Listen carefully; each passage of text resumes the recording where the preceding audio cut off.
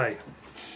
Rashi in Eruvin Daf Nun Hey says that Torah scholarship is rarely found among those totally engrossed in trade and commerce. The Brisa does not say one should be without business activity, since one has to make a living to support himself. The Medrash Shmuel says one should restrict his business activities to only what is necessary, even when there is an opportunity for quick profit, the time better spent on spiritual activities. The Rambam, who I might add was a physician, says in Hilchos Talmud Torah, Perek 3, verse 10, anyone who places upon his heart to study Torah and not work and live off charity, this is a Chilul Hashem and is a bizayon, a disgrace of the Torah. It brings evil upon him and is a notel chayav min ha'olam. He removes his life from the world.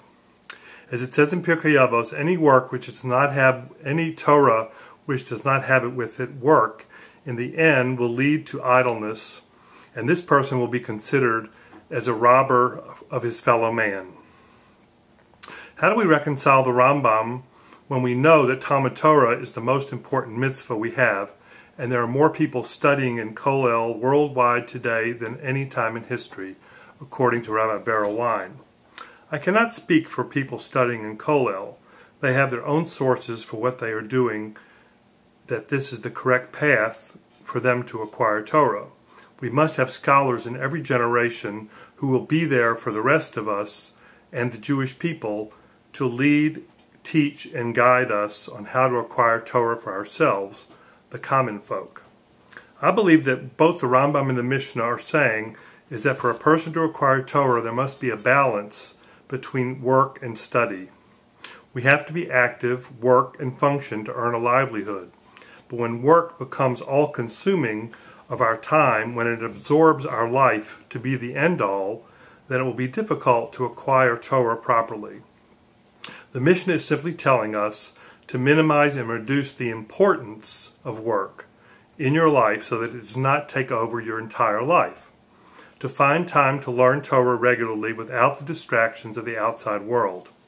In my book, Addictive Entrepreneurship, in the chapter on spirituality, I quote, Edward Berkman says, "We are meant to be addicted to God, but we develop secondary addictions that temporarily appear to fix our problems."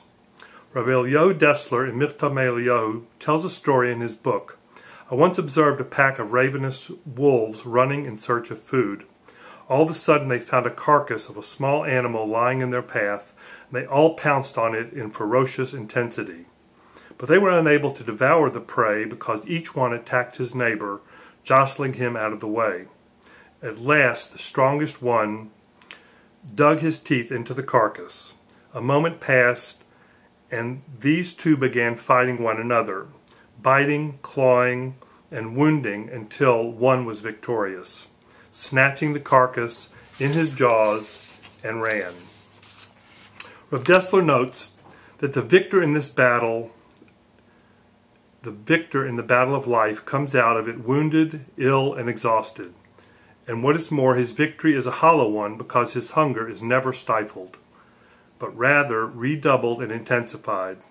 And, added Rabbi Dessler, if such is the lot of the victor, then what is the fate of the vanquished?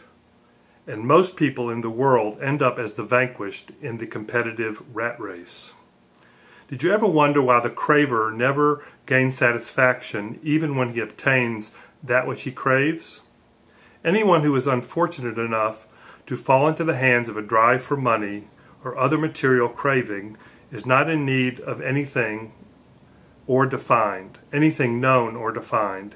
He becomes obsessed with an artificially created urge to obtain something outside himself, specifically because it is outside himself.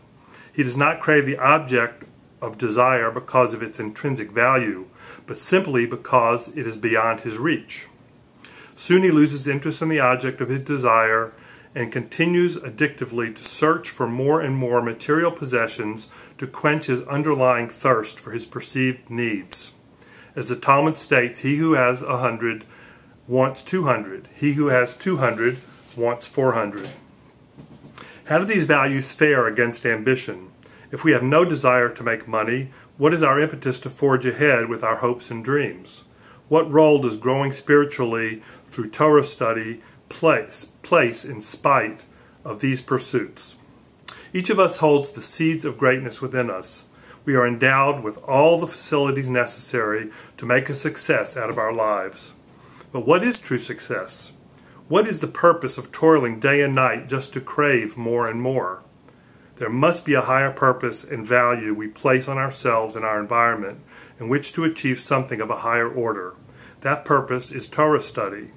While we trust Hashem to give us what we are due in the measure He feels we need, and we are satisfied with that. Thank you very much.